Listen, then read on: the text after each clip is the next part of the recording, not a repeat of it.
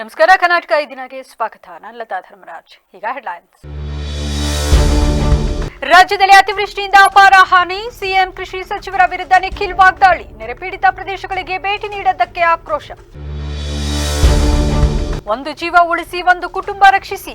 ಕೆಕೆಆರ್ಡಿಬಿಯ ಹೊಸ ಯೋಜನೆ ಘೋಷಣೆ. ಸಿಎಂರಿಂದ ಸೆಪ್ಟೆಂಬರ್ 19ಕ್ಕೆ ಉದ್ಘಾಟನೆ. ಅಂತಾರಾಷ್ಟ್ರೀಯ ಪ್ರಜಾಪ್ರಭುತ್ವ ದಿನಾಚರಣೆಯ ಅರಿವು ಮೂಡಿಸಲು ಸೈಕಲ್ ಏರಿದ ಹಾಸನ ಡಿಸಿ. ನಗರದಲ್ಲಿ ಸಂಚರಿಸಿ ಪ್ರಜಾಪ್ರಭುತ್ವದ ಮಹತ್ವ ಸಾರಿದ ಜಿಲ್ಲಾಧಿಕಾರಿ.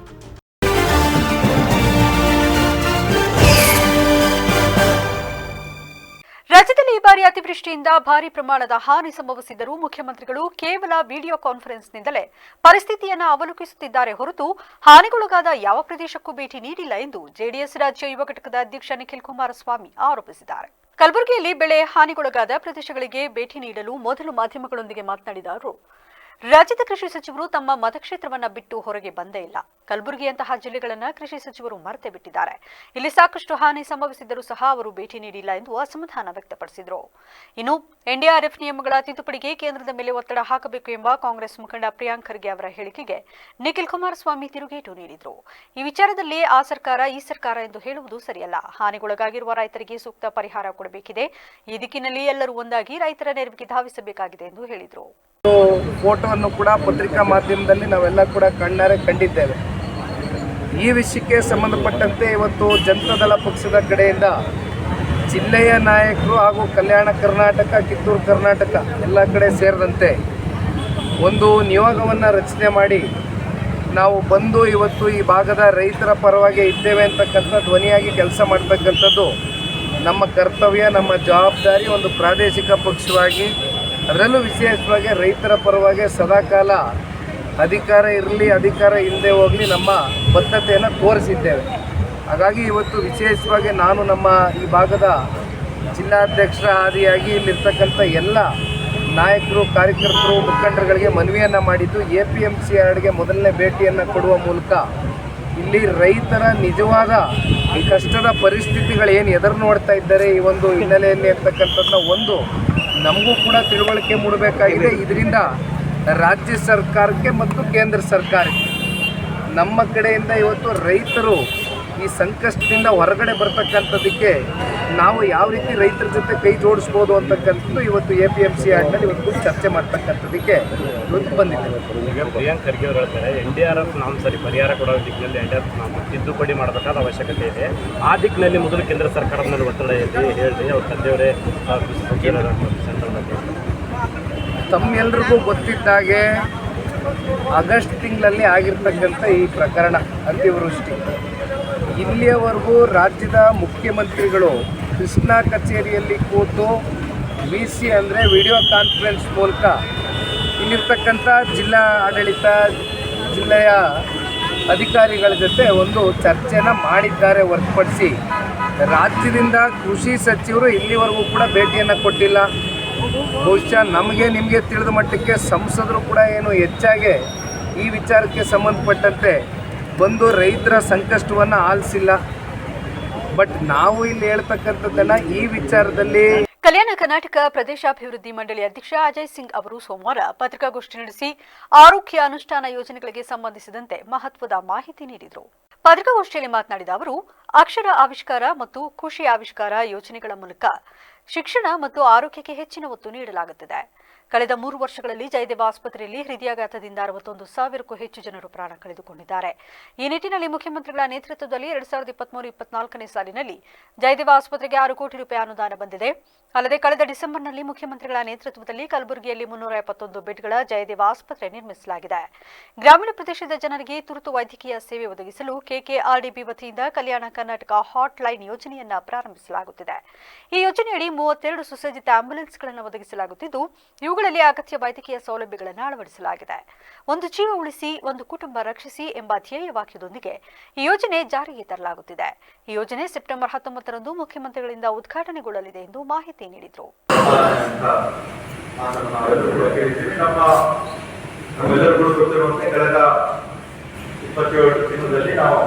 ಆರೋಗ್ಯ ಆವಿಷ್ಕಾರ ಅಂತ ಒಂದು ಯೋಜನೆ ನಮ್ಮ ಕಲ್ಯಾಣ ಕರ್ನಾಟಕ ಅಭಿವೃದ್ಧಿ ಮಂಡಳಿ ವತಿಯಿಂದ ನಾವು ಪ್ರಾರಂಭ ಮಾಡಿದ್ವಿ. ಡಾಕ್ಟರ್ ನಂಜುಂಡಪ್ಪ ಕಮಿಟಿ ಅವು ಯಾವಾಗಲೂ ಕೂಡ ಹೆಚ್ಚು ಒತ್ತು ಶಿಕ್ಷಣ, ಆರೋಗ್ಯ ಮತ್ತೆ ಎಂಪ್ಲಾಯ್ಮೆಂಟ್, ಮೂಲಭೂತ ಸೌಕರ್ಯಗಳಿಗೆ ಕೊಡಬೇಕು ಅಂತ ಹೇಳಿದ್ದಾರೆ. ಆ ಒಂದು ರೀತಿಯಿಂದ ಮತ್ತೊಮ್ಮೆ ತಮ್ಮೆಲ್ಲರೂ ಹೇಳಿದ್ರೆ ನಾವು ನಮ್ಮ ಕಲ್ಯಾಣ ಕರ್ನಾಟಕ ಅಭಿವೃದ್ಧಿ ಮಂಡಳಿ ವತಿಯಿಂದ ನಮ್ಮ ಕರ್ನಾಟಕ ಸರ್ಕಾರ ಒಂದು ಸಹಭಾಗಿತ್ವದಲ್ಲಿ ಆರೋಗ್ಯ ಆವಿಷ್ಕಾರ ಯೋಜನೆ, ಅಕ್ಷರ ಆವಿಷ್ಕಾರ ಯೋಜನೆ, ಈ ವರ್ಷ ಅರಣ್ಯ ಆವಿಷ್ಕಾರ ಅಂತ ಒಂದು ಕಾರ್ಯಕ್ರಮ ಕೂಡ ನಾವು ಪ್ರಾರಂಭ ಮಾಡ್ತಾ ಇದ್ದೀವಿ. ಉದ್ಯೋಗ ಆವಿಷ್ಕಾರ ಅಂತ ಯೋಜನೆ ಒಂದು ಪೈಲಟ್ ಪ್ರಾಜೆಕ್ಟ್ ಕೂಡ ಪ್ರಾರಂಭ ಮಾಡಲಾಗಿದೆ. ಕೃಷಿ ಆವಿಷ್ಕಾರ ಅಂತ ಸಣ್ಣ ನೀರಾವರಿ ಇಲಾಖೆ ವತಿಯಿಂದ ಅಂತರ್ಜಲ ಈ ನಮ್ಮ ಭಾಗದ ರೈತರಿಗೆ ಅನುಕೂಲ ಆಗಬೇಕಂತ ಅದನ್ನು ಕೂಡ ಈ ವರ್ಷ ಪ್ರಾರಂಭ ಆಗ್ತದೆ. ಹಿಂದುಳಿದ ವರ್ಗದ ಅಭಿವೃದ್ಧಿ, ಅಲ್ಪಸಂಖ್ಯಾತರ ಅಭಿವೃದ್ಧಿ, ಶೋಷಿತ ಜನಾಂಗ ಶೋಷಿತ ವರ್ಗದ ಅಭಿವೃದ್ಧಿ, ಹಳ್ಳಿಯಲ್ಲಿ ರೈತರಿಗೆ ಗೋದಾಮುಗಳು, ಮಹಿಳೆಯರಿಗೆ ಶೌಚಾಲಯಗಳು, ಇಂಡಸ್ಟ್ರಿಯಲ್ ಹಬ್ ಅಂತ ಒಂದು ಕಾರ್ಯಕ್ರಮ. ಅಂತಾರಾಷ್ಟ್ರೀಯ ಪ್ರಜಾಪ್ರಭುತ್ವ ದಿನಾಚರಣೆ ಅಂಗವಾಗಿ ಜಿಲ್ಲಾಧಿಕಾರಿ ಕಚೇರಿ ಆವರಣದಲ್ಲಿಂದು ಆಯೋಜಿಸಲಾಗಿದ್ದ ಸೈಕಲ್ ರ್ಯಾಲಿಗೆ ಡಿಸಿ ಕೆಎಸ್ ಲತಾಕುಮಾರಿ ಚಾಲನೆ ನೀಡಿದರು. ಸ್ವತಃ ಡಿಸಿ ಅವರ ಸೈಕಲ್ ಏರಿ ಸಿಟಿ ರೌಂಡ್ಸ್ ಮಾಡುವ ಮೂಲಕ ಗಮನ ಸೆಳೆದರು. ಜಿಲ್ಲಾಧಿಕಾರಿ ಕಚೇರಿ ಆವರಣದಿಂದ ಹೊರಟ ಸೈಕಲ್ ಜಾಥಾ ನಗರದ ಎನ್ಆರ್ ಸರ್ಕಲ್, ಹೇಮಾವತಿ ಪ್ರತಿಮೆ, ಆರ್ಸಿ ರೋಡ್, ಎಂಜಿ ರೋಡ್ ಹೀಗೆ ನಗರದ ವಿವಿಧ ಪ್ರಮುಖ ರಸ್ತೆಗಳಲ್ಲಿ ಸಂಚರಿಸಿ ಪ್ರಜಾಪ್ರಭುತ್ವದ ಮಹತ್ವದ ಬಗ್ಗೆ ಜಾಗೃತಿ ಮೂಡಿಸಲಾಯಿತು. ಸಮಾಜ ಕಲ್ಯಾಣ ಇಲಾಖೆ ಉಪನಿರ್ದೇಶಕ ದೂದ್ಪೀರ್ ಹಾಗೂ ವಿವಿಧ ಸಂಘ ಸಂಸ್ಥೆಗಳ ಮುಖಂಡರು ಸೈಕಲ್ನಲ್ಲಿ ಜಿಲ್ಲಾಧಿಕಾರಿಗಳನ್ನು ಹಿಂಬಾಲಿಸಿ ಪ್ರಜಾಪ್ರಭುತ್ವ ದಿನಾಚರಣೆ ಮಹತ್ವದ ಅರಿವು ಮೂಡಿಸಿದರು. ಸಮಸ್ತ ಹಾಸನ ಜಿಲ್ಲೆಯ ಪ್ರತಿಯೊಬ್ಬ ನಾಗರಿಕರಿಗೂ ಅಂತಾರಾಷ್ಟ್ರೀಯ ಪ್ರಜಾಪ್ರಭುತ್ವ ದಿನದ ಶುಭಾಶಯಗಳು. ನಾವೆಲ್ಲರೂ ಇವತ್ತು ಈ ಸ್ವತಂತ್ರ ಭಾರತದಲ್ಲಿ ಜೀವಿಸ್ತಾ ಇದ್ದೇವೆ ಮತ್ತು ನಮ್ಮದೇ ಆದ ಪ್ರಜೆಗಳಿಗಾಗಿ ಪ್ರಜೆಗಳಿಗೋಸ್ಕರ ಇರುವ ಸರ್ಕಾರದಲ್ಲಿ ಮತ್ತು ಸಮಾಜದಲ್ಲಿ ಜೀವನ ಮಾಡ್ತಾ ಇದ್ದೇವೆ. ಅದಕ್ಕೆ ಕಾರಣ ನಮ್ಮ ಪ್ರಜಾಪ್ರಭುತ್ವ. ಮತದಾನ ಮತ್ತು ಚುನಾವಣೆಗಳ ಪ್ರಕ್ರಿಯೆ ಪ್ರಜಾಪ್ರಭುತ್ವದ ಅವಿಭಾಜ್ಯ ಅಂಗ. ಹಾಗಾಗಿ ನಾವೆಲ್ಲರೂ ನಮ್ಮ ಇಡೀ ರಾಷ್ಟ್ರ ಅಷ್ಟೇ ಅಲ್ಲ, ಇಡೀ ವಿಶ್ವ ಇವತ್ತು ನಾವು ಅಂತಾರಾಷ್ಟ್ರೀಯ ಪ್ರಜಾಪ್ರಭುತ್ವ ದಿನವನ್ನು ಆಚರಿಸ್ತಾ ಇದ್ದೇವೆ. ಪ್ರಜಾಪ್ರಭುತ್ವಕ್ಕೆ ಯಾವಾಗಲೂ ಒಂದು ಸೇವೆಯಾಗುತ್ತದೆ. ಈ ದಿನ ನಾವೆಲ್ಲರೂ ಮಂಡ್ಯ ಜಿಲ್ಲೆ ಬಿಜಿಎಸ್ ನಗರದಲ್ಲಿ ಇದೇ ತಿಂಗಳ 19ರಂದು ವಿಶ್ವ ಅಂಗಾಂಗ ದಾನ ದಿನದ ಪ್ರಯುಕ್ತ ಜಾಗೃತಿ ಜಾಥಾ BGS 5K walk for life ಹಮ್ಮಿಕೊಳ್ಳಲಾಗಿದೆ ಎಂದು ಶ್ರೀ ಆದಿಚುಂಚನಗಿರಿ ಆಸ್ಪತ್ರೆಯ ಸಾರ್ವಜನಿಕ ಸಂಪರ್ಕಾಧಿಕಾರಿ ಧರ್ಮೇಂದ್ರ ತಿಳಿಸಿದರು. ಹಾಸನದಲ್ಲಿಂದು ಸುದ್ದಿಗೋಷ್ಠಿಯಲ್ಲಿ ಮಾಹಿತಿ ನೀಡಿದ ಅವರು, ಭೈರವೈಕ್ಯ ಪರಮಪೂಜ್ಯ ಶ್ರೀ ಡಾಕ್ಟರ್ ಬಾಲಗಂಗಾಧರನಾಥ ಮಹಾಸ್ವಾಮೀಜಿಯವರ ಕೃಪಾಶೀರ್ವಾದದೊಂದಿಗೆ ಈ ಜಾಥಾದ ಮೂಲಕ ಅಂಗಾಂಗ ದಾನದ ಮಹತ್ವದ ಬಗ್ಗೆ ಅರಿವು ಮೂಡಿಸಲಾಗುವುದು. ಅಂದು ಬೆಳಗ್ಗೆ 7 ಗಂಟೆಗೆ ಜಾಥಾ ಶುರುವಾಗಲಿದೆ. ಶ್ರೀಮಠದ ಡಾಕ್ಟರ್ ಶ್ರೀ ನಿರ್ಮಲಾನಂದನಾಥ ಮಹಾಸ್ವಾಮೀಜಿಯವರ ದಿವ್ಯ ಸಾನ್ನಿಧ್ಯ ವಹಿಸಲಿದ್ದಾರೆ. ಹಾಸನ ಮಹಾಸಂಸ್ಥಾನ ಮಠದ ಶ್ರೀ ಶಂಭುನಾಥ ಸ್ವಾಮೀಜಿ, ಆದಿಚುಂಚನಗಿರಿ ಶಾಖಾ ಮಠಗಳ ಎಲ್ಲ ಮಠಾಧೀಶರು, ರಾಜಕೀಯ, ಸಿನಿಮಾ ಕ್ಷೇತ್ರದವರು, ಕ್ರೀಡಾಪಟುಗಳು ಹಾಗೂ ಗಣ್ಯಾತಿಗಣ್ಯರು ಭಾಗಿಯಾಗಲಿದ್ದಾರೆ ಎಂದು ವಿವರಿಸಿದರು. ನಮ್ಮ ಆದಿಚುಂಚನಗಿರಿ ಆಸ್ಪತ್ರೆ ಈಗಾಗಲೇ ತಮಗೆಲ್ಲ ತಿಳಿದಿರತಕ್ಕಂಥ ವಿಷಯ. ಆದಿಚುಂಚನಗಿರಿ ಆಸ್ಪತ್ರೆಯಲ್ಲಿ ಸೂಪರ್ ಸ್ಪೆಷಾಲಿಟಿ ಆಸ್ಪತ್ರೆಯನ್ನು ನಾವು ತೆರೆದು ಈಗಾಗಲೇ ಹೃದ್ರೋಗ ಸಮಸ್ಯೆ, ನರರೋಗ, ಪ್ಲಾಸ್ಟಿಕ್ ಸರ್ಜರಿ ಮತ್ತು ಕ್ಯಾನ್ಸರ್ ತಪಾಸಣೆ, ಹಾಗೆಯೇ ಸೂಪರ್ ಸ್ಪೆಷಾಲಿಟಿ ಆಸ್ಪತ್ರೆಯಲ್ಲಿ ಒಂದು ದೊಡ್ಡ ಸಾಧನೆಯಾಗಿರ್ತಕ್ಕಂಥದ್ದು, 1 ವರ್ಷದಲ್ಲಿ 25 ಜನರಿಗೆ ಕಿಡ್ನಿ ಟ್ರಾನ್ಸ್ಪ್ಲಾಂಟ್ ಮಾಡಿರೋ ಅಂಥದ್ದು ಒಂದು ಹೆಮ್ಮೆಯ ವಿಚಾರ. ಅದನ್ನು ನಿಮ್ಮೆಲ್ಲರಿಗೂ ತಿಳಿಸ್ಬೇಕು ಅನ್ನೋದನ್ನು, ಸಾರ್ವಜನಿಕರಿಗೆ ಒಂದು ತಿಳಿಸ್ಬೇಕು ಅನ್ನೋ ಉದ್ದೇಶದಿಂದ ಈ ಪತ್ರಿಕಾಗೋಷ್ಠಿಯನ್ನು ಕರೆದಿದ್ವಿ. ಹಾಗೆಯೇ ಈ ಒಂದು ಕಿಡ್ನಿ ಕಸಿ 25 ಕಿಡ್ನಿ ಕಸಿಯಲ್ಲಿ 20 ಅವರ ಸಂಬಂಧಿಕರಿಗೆ ಅಂದರೆ ಲೈವ್ ಟ್ರಾನ್ಸ್ಪ್ಲಾಂಟ್ ಮಾಡಿರ್ತೀವಿ. ಇನ್ನು 5 ಕೆಡವಾರ ಅಂದರೆ. ಸುದ್ದಿಗೋಷ್ಠಿಯಲ್ಲಿ ಹಾಸನ ಬಿಜಿಎಸ್ ಕಾಲೇಜಿನ ಪ್ರಾಂಶುಪಾಲರಾದ ಮೋಹನ್, ಪ್ರೌಢಶಾಲಾ ವಿಭಾಗದ ದರ್ಶನ, ಶ್ರೀ ಮಠದ ಮಾಧ್ಯಮ ಸಂಯೋಜಕ ಬಿಆರ್ ಬೊಮ್ಮೇಗೌಡ, ಬಿಜಿಎಸ್ ಆಸ್ಪತ್ರೆಯ ಫಾರ್ಮಸಿಸ್ಟ್ ನಾಗರಾಜ್ ಹಾಜರಿದ್ದರು. ಜಂಗಮ ಸ್ವಾಮಿಗಳಿಗೆ ವಿವೇಕ ಕಡಿಮೆ ಎಂಬ ಹೇಳಿಕೆ ನೀಡಿರುವ ಸಾಣೇಹಳ್ಳಿ ಶ್ರೀಗಳ ಮಾತು ಖಂಡನೀಯ ಎಂದು ಆಲೂರು ಕಾರಜೋಳಿ ಮಠದ ಮಠಾಧೀಶರಾದ ಸದಾಶಿವ ಶಿವಾಚಾರ್ಯ ಸ್ವಾಮೀಜಿ ಹೇಳಿದರು. ಹಾಸನದಲ್ಲಿಂದು ಸುದ್ದಿಗೋಷ್ಠಿಯಲ್ಲಿ ಮಾತನಾಡಿದ ಅವರು, ವೀರಶೈವ ಲಿಂಗಾಯತ ಧರ್ಮದಲ್ಲಿ ಜಂಗಮ ಸ್ವಾಮಿಗಳ ಪಾತ್ರ ಅತ್ಯಂತ ಮಹತ್ವದಾಗಿದೆ. ಸಿದ್ಧಾಂತ ಶಿಖಾಮಣಿಯ ತತ್ವಗಳೊಂದಿಗೆ ರೇಣುಕಲೀಲೆ, ಬಸವಾದಿ ಶಿವಶರಣರ ಪ್ರಸಾರ, ವಚನಗಳು, ಶರಣಲೀಲಾಮೃತ, ಪುರಾಣ ಪ್ರವಚನಗಳ ಮೂಲಕ ಭಕ್ತ ಸಮುದಾಯದಲ್ಲಿ ಸಂಸ್ಕಾರಯುಕ್ತ ಸದೃಢ ಸಮಾಜ ನಿರ್ಮಾಣ ಮಾಡಿದ್ದಾರೆ. ಭಕ್ತ ಜಂಗಮರ ಸಂಬಂಧ ಅವಿನಾಭಾವವಾಗಿದೆ. ಜಗಜ್ಯೋತಿ ಬಸವಣ್ಣನವರು ಜಂಗಮರ ಆಧಿಕ್ಯವನ್ನು ವಚನಗಳಲ್ಲಿ ಉಲ್ಲೇಖಿಸಿದ್ದಾರೆ. ಸ್ಥಾವರಕ್ಕೆ ಅಳಿವುಂಟು, ಜಂಗಮಕ್ಕೆ ಅಳಿವಿಲ್ಲ. ಜಂಗಮ ಬಂದರೆ ನಡೆ ನಡೆ ಎಂದು ಹೇಳಿದರು. ವೀರಶೈವ ಲಿಂಗಾಯತ ಧರ್ಮದ ಅಷ್ಟಾವರಣಗಳಲ್ಲಿ ಗುರುಲಿಂಗ, ಜಂಗಮ, ವಿಭೂತಿ, ಪಾದೋದಕ, ಪ್ರಸಾದಗಳು ಪವಿತ್ರವಾದ ಸಂಸ್ಕಾರಗಳಾಗಿವೆ. ಇಂತಹ ಪಾವನ ವ್ಯವಸ್ಥೆಯನ್ನ ತಾತ್ಸಾರವಾಗಿ ಮಾತನಾಡುವುದು ಧರ್ಮಜ್ಞಾನಕ್ಕೆ ಅವಮಾನ ಎಂದು ವಿಷಾದ ವ್ಯಕ್ತಪಡಿಸಿದರು. ಯಾವಾಗ ಸಿದ್ದರಾಮಯ್ಯನವರು ಕರ್ನಾಟಕದ ಸಾಂಸ್ಕೃತಿಕ ನಾಯಕ ಎಂಬುದಾಗಿ ಬಸವಣ್ಣನವರನ್ನು ಘೋಷಣೆ ಮಾಡಿದರು, ಇಡೀ ವೀರಶೈವ ಲಿಂಗಾಯತ ಸಮುದಾಯಕ್ಕೆ ಅತ್ಯಂತ ಸಂತೋಷಕರವಾಗಿರ್ತಕ್ಕಂತಹ ಒಂದು ವಿಚಾರ ಉಂಟಾಯಿತು. ಆ ನಂತರದಲ್ಲಿ ಒಂದು ನೆಪ ಬೇಕಿತ್ತು ಕೆಲವೊಂದು ಸ್ವಾಮಿಗಳಿಗೆ, ಇನ್ನು ಧರ್ಮ ಒಡೆಯೋದನ್ನು ಒಂದು ಪ್ರಚಾರ ಮಾಡೋದಕ್ಕೋಸ್ಕರವಾಗಿ. ಅದು ಕಾಲ ಸಿಕ್ಕಿರೋದ್ರಿಂದ ಒಂದು ವರ್ಷ ಆಗಿದ್ದರಿಂದ ಅದರ ವಾರ್ಷಿಕೋತ್ಸವದ ಒಂದು ನೆಪದಲ್ಲಿ ಬಸವ ಸಂಸ್ಕೃತಿ ಅಭಿಯಾನ ಅಂತ ಹೇಳಿ ಮಾಡ್ಕೊಂಡು ಬರ್ತಾ ಇದ್ದಾರೆ. ಅದು ಕೇವಲ ಬಸವಣ್ಣನವರ ವಿಚಾರಧಾರೆಗಳನ್ನು ಜನಮಾನಸದಲ್ಲಿ ಮುಟ್ಟಿಸ್ತಕ್ಕಂಥ ಕಾರ್ಯಕ್ರಮ ಆದರೆ ಅದಕ್ಕೆ ಪರಿಪೂರ್ಣ ನಮ್ಮ ಸಹಮತ ಇದೆ. ಆದರೆ ಅದನ್ನು ಮೇಲ್ಪದರದ ಪೊರೆಯಾಗಿಟ್ಕೊಂಡು ಒಳ ಅಂಚಿನಲ್ಲಿ ಧರ್ಮದ ವಿಘಟನೆಯನ್ನು ಮಾಡಬೇಕು ಎಂಬುದಾಗಿ ಏನೆಲ್ಲ ಸ್ವಾಮಿಗಳು ಹಲವಾರು ಚಿಂತನೆಗಳನ್ನು ನಡೆಸಿದ್ದಾರೆ, ಅದಕ್ಕೆ ಮಾತ್ರ 100ಕ್ಕೆ 100ರಷ್ಟು ವಿರೋಧ ಇದೆ ಅಂತಕ್ಕಂಥ ವಿಚಾರ. ಯಾಕಂದರೆ ಈಗಾಗಲೇ ಕಲಬುರಗಿಯಲ್ಲಿ ನಡೆದಂತಹ ಸಮಾವೇಶದಲ್ಲಾಗಿರಲಿ ಹಾಗೂ ಬೇರೆ ಬೇರೆ ಜಿಲ್ಲೆಯಲ್ಲಿ ನಡೆದಂತಹ ಸಮಾವೇಶದಲ್ಲಾಗಿರಲಿ, ಅಲ್ಲಿದ್ದಂಥ ಕೆಲವೊಬ್ಬರು ಸ್ವಾಮಿಗಳವರ ಮಾತನ್ನು ಕೇಳಿದಾಗ ಅವರ ಧಾರ್ಮಿಕ ಮಟ್ಟ ಎಷ್ಟು ಮಟ್ಟಿಗಿದೆ ಅಂತ ಈಗಾಗಲೇ ಹೇಳಿದಾಗೆ, ದೇವರಾಜ ಶೆಟ್ಟಿಗಳು ಹೇಳಿದಾಗೆ ಜಂಗಮ ಸ್ವಾಮಿಗಳಿಗೆ ವಿವೇಕ ಕಡಿಮೆ ಇದೆ ಎಂಬತಕ್ಕಂಥದ್ದಾಗಿ ಅವರು ಕಲಬುರಗಿಯಲ್ಲಿ ನಡೆದಂಥ ಕಾರ್ಯಕ್ರಮದಲ್ಲಿ ಬಹುತೇಕವಾಗಿ ಒಂದು ಹೇಳಿಕೆಯನ್ನು ಕೊಟ್ಟಿದ್ದಾರೆ. ಸುದ್ದಿಗೋಷ್ಠಿಯಲ್ಲಿ ಸೋಮಶೇಖರಯ್ಯ, ಧರಣಿಕುಮಾರ್, ರೇಣುಕಾರಾಧ್ಯ ಹಾಗೂ ಇತರರು ಉಪಸ್ಥಿತರಿದ್ದರು. ನಗರದ ತೇರಾಪಂತ್ ಭವನದಲ್ಲಿ ಸೆಪ್ಟೆಂಬರ್ 17ರಂದು ರಕ್ತದಾನ ಅಮೃತ ಮಹೋತ್ಸವ 2.0 ಹೆಸರಿನಲ್ಲಿ ಮೆಗಾ ರಕ್ತದಾನ ಶಿಬಿರ ನಡೆಯಲಿದೆ ಎಂದು ಅಖಿಲ ಭಾರತೀಯ ತೇರಾಪಂತ್ ಯುವಕ್ ಪರಿಷತ್ ಪರವಾಗಿ ಜಯಂತ್ ತಿಳಿಸಿದರು. ಹಾಸನದಲ್ಲಿ ಸುದ್ದಿಗೋಷ್ಠಿಯಲ್ಲಿ ಮಾತನಾಡಿದ ಅವರು, ಈ ಮಹತ್ವದ ಕಾರ್ಯಕ್ರಮ ಪೂಜ್ಯ ಜೈನ ಶ್ವೇತಾಂಬರ್ ತೇರಾಪಂತ್ ಸಮಾಜದ 11ನೇ ಆಚಾರ್ಯ ಶ್ರೀ ಮಹಾಶ್ರವಣ್ಜಿ ಅವರ ಆಧ್ಯಾತ್ಮಿಕ ಮಾರ್ಗದರ್ಶನದಲ್ಲಿ ರೂಪುಗೊಂಡಿದೆ. ಈ ಶಿಬಿರ ಕೇವಲ ರಕ್ತದಾನವಲ್ಲ, ಜೀವದಾನ. ಹಾಸನದಲ್ಲಿ ನಡೆಯಲಿರುವ ರಕ್ತದಾನ ಅಮೃತ ಮಹೋತ್ಸವ 2.0 ಅಲ್ಲಿ ಪ್ರತಿಯೊಬ್ಬ ಯುವಕರು ಭಾಗವಹಿಸಬೇಕು. ನಿಮ್ಮದೊಂದು ಹನಿ ರಕ್ತ ಪ್ರತಿಯೊಬ್ಬರಿಗೆ ಜೀವದಾನ ಎಂದು ವಿಕಾಸ್ ಕೋತಾರಿ ಕರೆ ನೀಡಿದರು. September 17th mega blood donation drive ಮಾಡ್ತಾ ಇದ್ವಿ. ಅದಕ್ಕೆ ತಮ್ಮೆಲ್ಲರೂ ಸಹಕಾರ ಬೇಕು ಅಂತ ಕೇಳಿಕೊಳ್ಳುತ್ತಾ ಹಾಸನದಲ್ಲಿ ನಾವು 13 ಕಡೆ 17ನೇ ತಾರೀಕು ಒಂದೇ ದಿನ ಮೆಗಾ ಬ್ಲಡ್ ಡೊನೇಷನ್ ಮಾಡ್ತಾಯಿದ್ವಿ. ಆ ಪ್ರೆಸ್ ನೋಟಲ್ಲಿ 14 ಇದೆ. ಅದು ಮೊಸಳೆ ವಸೂಲಿ ಇಂಜಿನಿಯರ್ ಕಾಲೇಜ್ ಆ ದುರಂತ ಆದಮೇಲೆ ಒಂದು ಕ್ಯಾನ್ಸಲ್ ಆಗಿದೆ. ನಾವು ಇದನ್ನು 40 ಇಯರ್ಸ್ ಬ್ಯಾಕಿಂದ ಮಾಡ್ಕೊಬರ್ತಾಯಿದ್ವಿ. ಬಟ್ 2012ರಿಂದ ಒಂದೇ ದಿನ ಮಾಡಬೇಕು ಅಂತ ನಮ್ಮ ಗುರುಗಳ ಆಶೀರ್ವಾದ ತಗೊಂಡು 2012ಇಂದ ಮಾಡ್ಕೊಂಬರ್ತಾಯಿದ್ವಿ. ಪ್ರತಿ ವರ್ಷ ಹಾಸನದಲ್ಲಿ ಮೆಗಾ ಬ್ಲಡ್ ಡೊನೇಷನನ್ನು ಪ್ರಾರಂಭ ಮಾಡಿದ್ವಿ. ಸುಮಾರು 14-15 ವರ್ಷ ಆಗಿದೆ. ಲಾಸ್ಟ್ ವರ್ಷ ನಾವು 545 ಯೂನಿಟ್ಸ್ ಕಲೆಕ್ಟನ್ನು ಮಾಡಿದ್ವಿ ಹಾಸನದಲ್ಲಿ, ಎಲ್ಲರೂ ಸಹಯೋಗದಿಂದ. ಸೊ ತಾವೆಲ್ಲ ನಮಗೆ 17ನೇ ತಾರೀಕು ಬೆಂಬಲ ಕೊಡಬೇಕು ಅಂತ ಕೇಳಿಕೊಳ್ಳುತ್ತೇನೆ. ಈ ವೇಳೆ ಪರಿಷತ್ ಅಧ್ಯಕ್ಷ ನಿತೇಶ್ ಸುರಾನ, ಕಾರ್ಯದರ್ಶಿ ಮನೀಶ್ ಟಾಟೇಡ್, ವಿಕಾಸ್ ಬನ್ಸಾಲಿ, ಹನ್ಮಲ್ ಕೊತಾರಿ, ವಿನಯ್ ಕೊತಾರಿ ಹಾಜರಿದ್ದರು. ನಗರದ ಹಾಸನಾಂಬ ಕಲಾಕ್ಷೇತ್ರದಲ್ಲಿ ಸೆಪ್ಟೆಂಬರ್ 17ರಂದು ಜಿಲ್ಲಾ ವಿಶ್ವಕರ್ಮ ಸಮಾಜ ಹಾಗೂ ಹಾಸನ ಜಿಲ್ಲಾಡಳಿತ ಅವರ ಸಂಯುಕ್ತಾಶ್ರಯದಲ್ಲಿ ಶ್ರೀ ದೇವಶಿಲ್ಪಿ ವಿಶ್ವಕರ್ಮ ಜಯಂತಿ ಮಹೋತ್ಸವವನ್ನು ಭವ್ಯವಾಗಿ ಹಮ್ಮಿಕೊಳ್ಳಲಾಗಿದೆ ಎಂದು ಜಿಲ್ಲಾ ವಿಶ್ವಕರ್ಮ ಸಮಾಜದ ಅಧ್ಯಕ್ಷ ಎಚ್.ವಿ. ಹರೀಶ್ ತಿಳಿಸಿದರು. ಹಾಸನದಲ್ಲಿ ಸುದ್ದಿಗೋಷ್ಠಿಯಲ್ಲಿ ಮಾತನಾಡಿದ ಅವರು, ಪ್ರತಿ ವರ್ಷ ಸಾವಿರಾರು ವಿಶ್ವಕರ್ಮ ಸಮಾಜದ ಬಾಂಧವರು ಭಾಗವಹಿಸುವ ಜಯಂತಿ ಕಾರ್ಯಕ್ರಮವನ್ನು ಈ ಬಾರಿಯೂ ವೈಭವೋಪೇತವಾಗಿ ಆಚರಿಸಲಾಗುತ್ತಿದೆ. ಸಮಾಜದ ಸಾಂಸ್ಕೃತಿಕ ಶಕ್ತಿ, ಪರಂಪರೆ ಮತ್ತು ಏಕತೆ ತೋರಿಸುವ ಮಹೋತ್ಸವ ಇದಾಗಿದೆ ಎಂದು ಹೇಳಿದರು.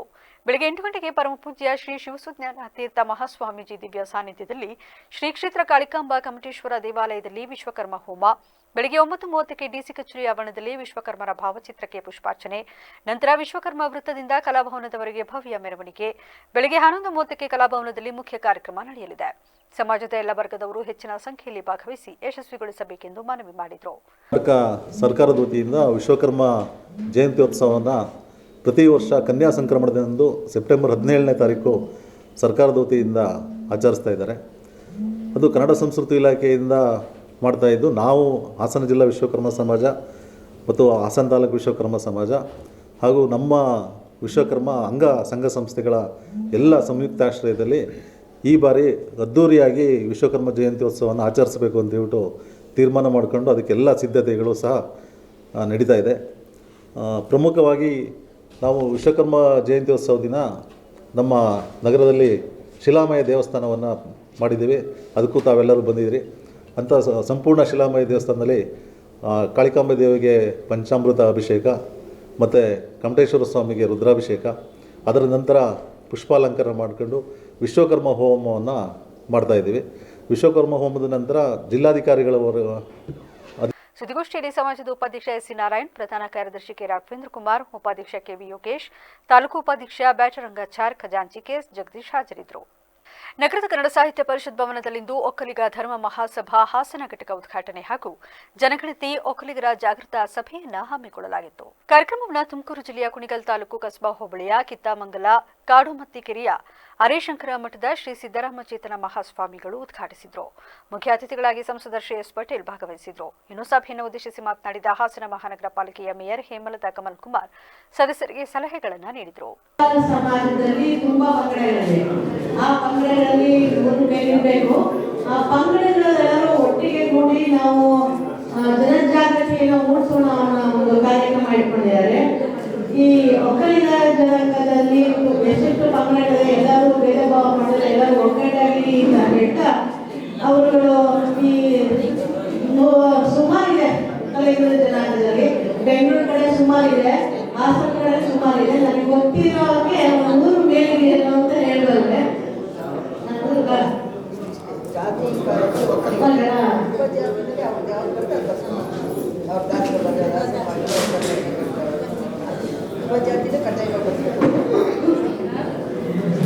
ನಿಮ್ಮ ಒಕ್ಕಲಿಗ ಜನಾಂಗದಲ್ಲಿ ಜನಾಂಗದ ಒಗ್ಗಟ್ಟನ್ನ ಕಡ್ಡಾಯವಾಗಿ ಬರೆಸಬೇಕು. ಮಹಿಳಾ ಮತ್ತು ಮಕ್ಕಳ ಅಭಿವೃದ್ಧಿ ಹಾಗೂ ವಿಕಲಚೇತನರ ಮತ್ತು ಹಿರಿಯ ನಾಗರಿಕ ಸಬಲೀಕರಣ ಇಲಾಖೆ, ಕರ್ನಾಟಕ ರಾಜ್ಯ ಮಹಿಳಾ ಅಭಿವೃದ್ಧಿ ನಿಗಮದ ವತಿಯಿಂದ ಲಿಂಗತ್ವ ಅಲ್ಪಸಂಖ್ಯಾತರ ಸಮೀಕ್ಷೆ ಪ್ರಾರಂಭವಾಗಿದ್ದು, ಸೋಮವಾರ ಜಿಲ್ಲಾಧಿಕಾರಿಗಳ ಸಮ್ಮುಖದಲ್ಲಿ ಸಮೀಕ್ಷೆ ನಡೆಸಲು ಚಾಲನೆ ನೀಡಲಾಯಿತು. ನಗರದ ಜಿಲ್ಲಾಧಿಕಾರಿ ಕಚೇರಿ ಆವರಣದಲ್ಲಿ ಜಿಲ್ಲಾಧಿಕಾರಿಗಳಿಂದ ಸಮೀಕ್ಷೆ ನಡೆಸಲು ಸಮೀಕ್ಷೆದಾರರಿಗೆ ಟ್ಯಾಬ್ಗಳನ್ನು ಹಾಗೂ ಗುರುತಿನ ಚೀಟಿಗಳನ್ನು ವಿತರಣೆ ಮಾಡಲಾಯಿತು. ಈ ಸಮೀಕ್ಷೆಯು 45 ದಿನಗಳ ಅವಧಿಯಲ್ಲಿ ನಡೆಯಲಿದ್ದು, ಹಾಸನ ಜಿಲ್ಲಾ ಸರ್ಕಾರಿ ಆಸ್ಪತ್ರೆ ಹಾಗೂ ತಾಲೂಕಿನ ಸರ್ಕಾರಿ ಆಸ್ಪತ್ರೆಗಳಲ್ಲಿ ನಡೆಯುತ್ತದೆ. ಲಿಂಗತ್ವ ಅಲ್ಪಸಂಖ್ಯಾತರು ತಪ್ಪದೆ ಬಂದು ಈ ಸಮೀಕ್ಷೆಯಲ್ಲಿ ಪಾಲ್ಗೊಳ್ಳಬೇಕಾಗಿ ಜಿಲ್ಲಾಧಿಕಾರಿ ಕೆ ಲತಾ ಕುಮಾರಿ ಹಾಗೂ ಪ್ರಾಕೃತಿ ಸಮುದಾಯ ಸೇವಾ ಸಂಸ್ಥೆ ಅಧ್ಯಕ್ಷೆ ವರ್ಷಾ ಹಾಸನ ತಿಳಿಸಿದರು.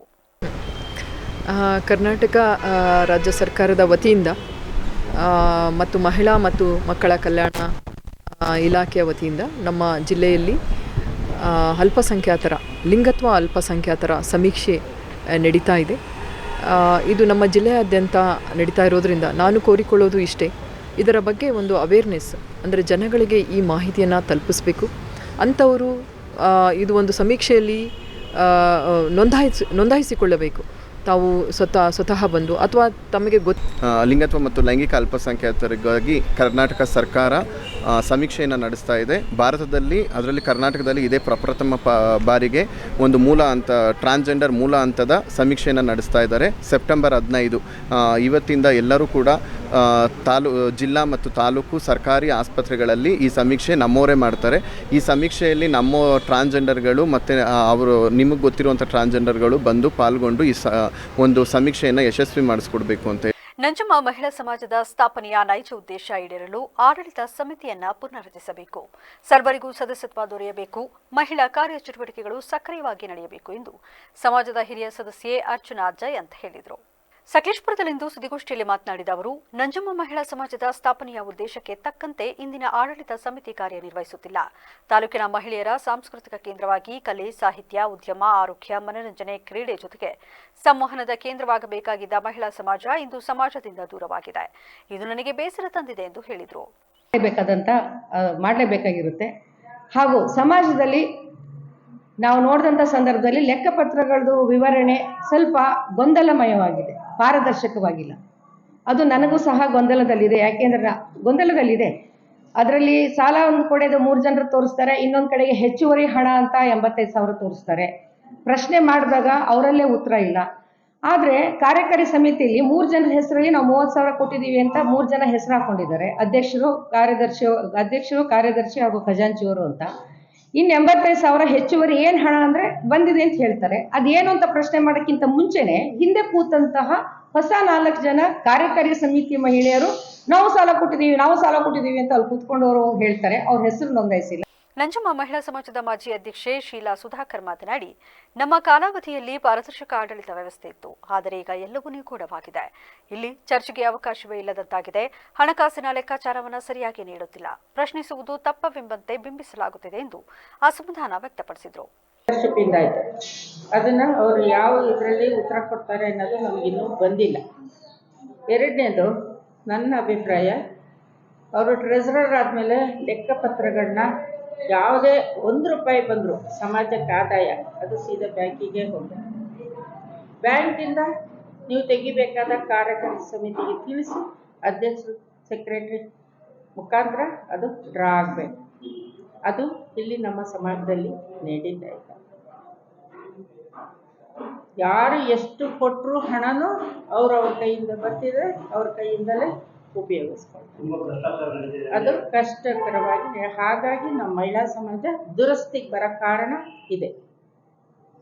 ಲೆಕ್ಕಪತ್ರ ಇಲ್ಲ. ಯಾರು ಡೊನೇಷನ್. ಪತ್ರಿಕಾಗೋಷ್ಠಿಯಲ್ಲಿ ಶೈಲಾ, ರವಿಕುಮಾರ್, ಪ್ರತಿಮಾ, ಸಂತೋಷ್ ಹಾಜರಿದ್ದರು. ನಾವೆಲ್ಲರೂ ಮಾತನಾಡುವ ಶಕ್ತಿಗಿಂತ ಸಿದ್ಧಾಂತ ಶಕ್ತಿಯನ್ನು ಕಲಿಯಬೇಕಾಗಿದೆ ಎಂದು ಅಖಿಲ ಭಾರತ ವೀರಶೈವ ಲಿಂಗಾಯತ ಮಹಾಸಭಾ ಗೌರವಾಧ್ಯಕ್ಷ ಹಾಗೂ ಬಿಜಿಪುರ ಹೊರಮಠದ ಚಂದ್ರಶೇಖರ್ ಮಹಾಸ್ವಾಮಿ ತಿಳಿಸಿದರು.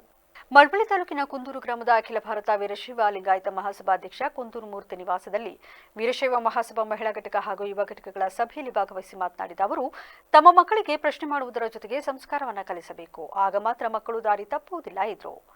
ನೀನು ಯಾರು ಅಂದರೆ ನಾವು ಲಿಂಗವಂತರು ಅಥವಾ ವೀರಶೈವರು ಅದೇನು ಈ ಥರ ಹೇಳ್ತೀವಿ. ಆ ಲಿಂಗವಂತರು ಅನ್ನೋ ಪದವನ್ನು ನಾವು ಬಳಸಬೇಕಾ ಬೇಡವಾ ಅಂತ ನಾವೆಲ್ಲರೂ ಚಿಂತನೆ ಮಾಡಿದಾಗ ಅರ್ಥವಾಗಿದೆ. ಈಗ ಯಾರೋ ಒಬ್ಬ ನಿಮ್ಮೂರಲ್ಲೊಬ್ಬ BBS ಮಾಡಿರ್ತಾರೆ, ನಂತರ ಲಿಂಗು ಇದ್ದರೆ ಮಾತ್ರ ಲಿಂಗವಂತರು ಅಂತ ಹೇಳೋಕ್ಕೆ ಸಾಧ್ಯ ಅಂತ ಎಲ್ರಿಗೂ ಗೊತ್ತಿರ್ತಕ್ಕಂಥ ವಿಚಾರವೇ, ಎಲ್ಲರೂ ಮಾಡಬೇಕಾದ ವಿಚಾರವೇ. ಯಾಕಂದರೆ ಈಗ ನಾವು ಮಕ್ಕಳಿಗೆ ನಾವೊಂದು ಬಿಲ್ಡಿಂಗ್ ಕಟ್ಟಿಸ್ಬೇಕು, ಆಸ್ತಿ ತೆಗಿಬೇಕು, ಅದು ಚಿಂತನೆ ಮಾಡೋಕ್ಕಂತ ಭಾಳ ಚಿಂತನೆ ಮಾಡ್ತೀವಿ ನಾವೆಲ್ಲ ಟೈಮ್ನೂ. ನನ್ನ ಮಗ ಆಗಿರಬೇಕು, ನನ್ನ ಮಗ ಹೀಗಿರಬೇಕು, ಆದರೆ ನನ್ನ ಮಗ ಬದುಕಿನಲ್ಲಿ ಹೇಗಿರಬೇಕು, ಅವನು ಲಿಂಗವಂತನಾಗಬೇಕಾ, ಅವನು ಧರ್ಮ ಭ್ರಷ್ಟನಾಗಬೇಕಾ ಅಥವಾ ಧರ್ಮದ ಚೌಕಟ್ಟಿನಲ್ಲಿ ಬಾಳಬೇಕಾ ಅನ್ನೋದನ್ನ ನಾವೆಲ್ಲರೂ ಚಿಂತನೆ ಮಾಡಬೇಕಂತ ಸನ್ನಿವೇಶ ತಲತಲಾಂತರದಿಂದ ಬಂದಿರತಕ್ಕಂಥದ್ದು. ಅಂಥ ಒಂದು ಔಚಿತ್ಯವರ್ಪೂರ್ಣವಾದಂಥ ವಿಚಾರವನ್ನು ತಾಯಂದರು, ಮೂರ್ತಣ್ಣವರು, ಮಾಸ್ಟ್ರು ಎಲ್ಲರೂ ಸಹ ಹೇಳಿದ್ರು. ಯಾಕೆಂದರೆ ಲಿಂಗಧಾರಣೆ ಮಾಡೋದಕ್ಕೆ ಗುರುಗಳು ಯಾವಾಗಲೂ ಸಿದ್ಧವಾಗಿರ್ತಾರೆ. ಅವ್ರು ಎಷ್ಟು ಜನ ಬಂದರೂ ಲಿಂಗಾಣೆ ಮಾಡ್ತಾರೆ. ಅವ್ರು ಎಷ್ಟು ಜನ ಬಂದ್ರೂ ಅವ್ರಿಗೆ ಧರ್ಮದ ಒಂದು ತಿರುಳನ್ನು ಹೇಳೋವಂಥ ಶಕ್ತಿ ಎಲ್ಲ ಪೂಜ್ಯರಲ್ಲೂ ಭಗವಂತ ಕೊಟ್ಟಿದ್ದಾರೆ. ಕಾರ್ಯಕ್ರಮದಲ್ಲಿ ಅಖಿಲ ಭಾರತ ವೀರಶೈವ ಲಿಂಗಾಯತ ಮಹಾಸಭಾಧ್ಯಕ್ಷ ಕುಂದೂರು ಮೂರ್ತಿ, ಹಂಗ್ರಾಪುರ ಮಠದ ಚನ್ನಬಸವ ಮಹಾಸ್ವಾಮಿ, ಕುಂದೂರು ಮಠದ ಚೆನ್ನಕೇಶವ ಮಹಾಸ್ವಾಮಿ, ಪ್ರಧಾನ ಕಾರ್ಯದರ್ಶಿ ಮಲ್ಲೇಶ್ ಸೇರಿದಂತೆ ಹಲವರು ಹಾಜರಿದ್ದರು.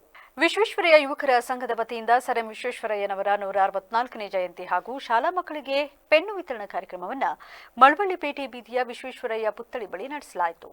ವಿಶ್ವೇಶ್ವರಯ್ಯ ಯುವಕರ ಸಂಘದ ಅಧ್ಯಕ್ಷ ಚಿಕ್ಕಮರಿಗೌಡ ವಿಶ್ವೇಶ್ವರಯ್ಯ ಅವರ ಪುತ್ಥಳಿಗೆ ಬಾಲಾರ್ಪಣೆ ಮಾಡಿ ಮಾತನಾಡಿ, ಕೆಆರ್ಎಸ್ ಅಣೆಕಟ್ಟು ಕಟ್ಟಿ ನಮ್ಮ ಮಂಡ್ಯ ಜಿಲ್ಲೆಯ ರೈತರಿಗೆ ಅನುಕೂಲ ಮಾಡಿಕೊಟ್ಟವರು ವಿಶ್ವೇಶ್ವರಯ್ಯ.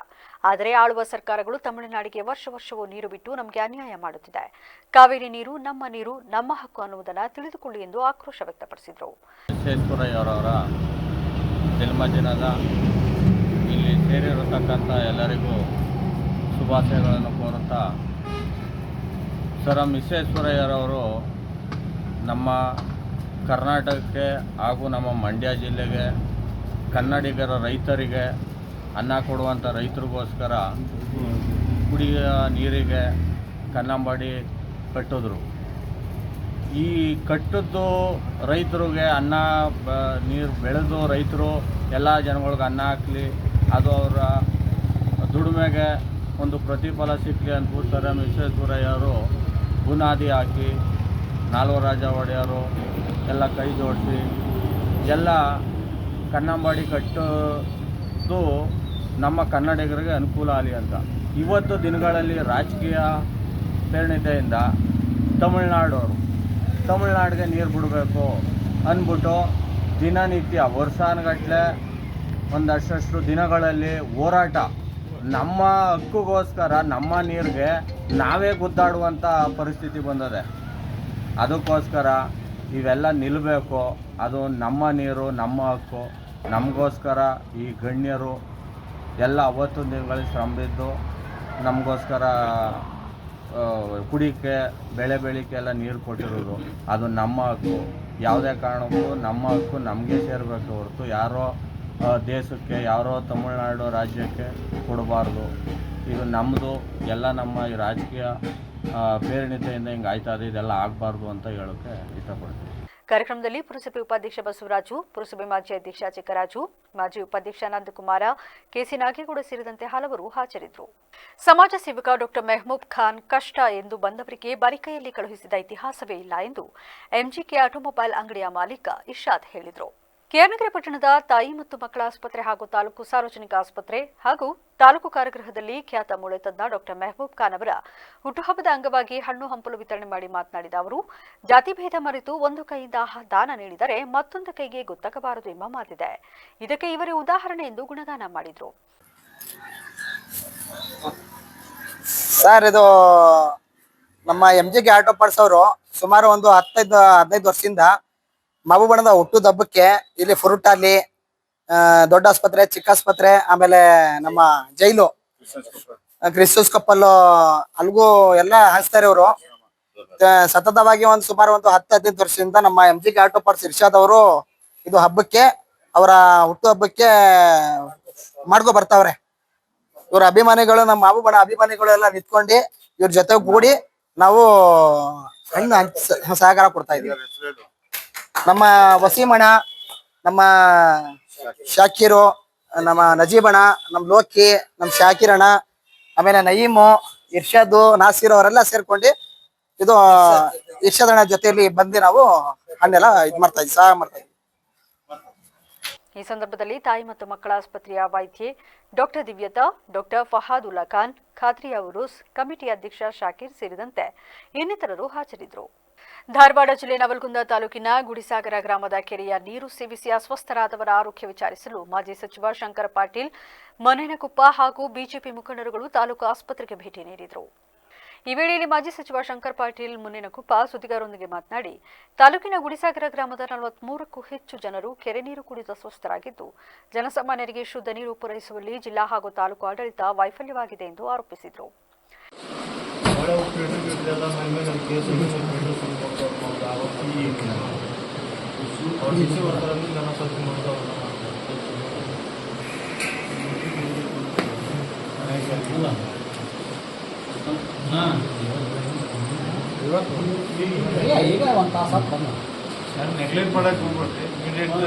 ಈ ವೇಳೆ ಬಿಜೆಪಿ ಮಂಡಲ ಅಧ್ಯಕ್ಷ ಗಂಗಣ್ಣ ಮನವಿ, ಶರಣಪ್ಪ ಗೌಡ್ರು, ದಾನಪ್ಪ ಗೌಡ್ರು, ಸಿದ್ದಣ್ಣ ಕಿಟಗೇರಿ, ಗುರುನಾಥ ಉಳ್ಳಾಗಡ್ಡಿ, ಶಿವಾನಂದ ಗುಡಿಸಲಮನಿ ಸೇರಿದಂತೆ ಹಲವರು ಹಾಜರಿದ್ದರು. ಈಗ ಮತ್ತೊಮ್ಮೆ ಹೆಡ್ಲೈನ್ಸ್. ರಾಜ್ಯದಲ್ಲಿ ಅತಿವೃಷ್ಟಿಯಿಂದ ಅಪಾರ ಹಾನಿ, ಸಿಎಂ ಕೃಷಿ ಸಚಿವರ ವಿರುದ್ಧ ನಿಖಿಲ್ ವಾಗ್ದಾಳಿ, ನೆರೆಪೀಡಿತ ಪ್ರದೇಶಗಳಿಗೆ ಭೇಟಿ ನೀಡದ್ದಕ್ಕೆ ಆಕ್ರೋಶ. ಒಂದು ಜೀವ ಉಳಿಸಿ ಒಂದು ಕುಟುಂಬ ರಕ್ಷಿಸಿ, ಕೆಕೆಆರ್ಡಿಬಿಯ ಹೊಸ ಯೋಜನೆ ಘೋಷಣೆ, ಸಿಎಂರಿಂದ ಸೆಪ್ಟೆಂಬರ್ 19ಕ್ಕೆ ಉದ್ಘಾಟನೆ. ಅಂತಾರಾಷ್ಟ್ರೀಯ ಪ್ರಜಾಪ್ರಭುತ್ವ ದಿನಾಚರಣೆಯ ಅರಿವು ಮೂಡಿಸಲು ಸೈಕಲ್ ಏರಿದ ಹಾಸನ ಡಿಸಿ, ನಗರದಲ್ಲಿ ಸಂಚರಿಸಿ ಪ್ರಜಾಪ್ರಭುತ್ವದ ಮಹತ್ವ ಸಾರಿದ ಜಿಲ್ಲಾಧಿಕಾರಿ. ಇದಾಗಿತ್ತು ಇದುವರೆಗಿನ ನ್ಯೂಸ್ ಅಪ್ಡೇಟ್ಸ್. ನಿರಂತರ ಸುದ್ದಿಗಾಗಿ ನೋಡ್ತಾ ಇರಿ ವಿಬಿಸಿ ನ್ಯೂಸ್. ಇದು ಜನರ ಧ್ವನಿ. ಸತ್ಯದ ಕಡೆ ನಮ್ಮ ನಡೆ.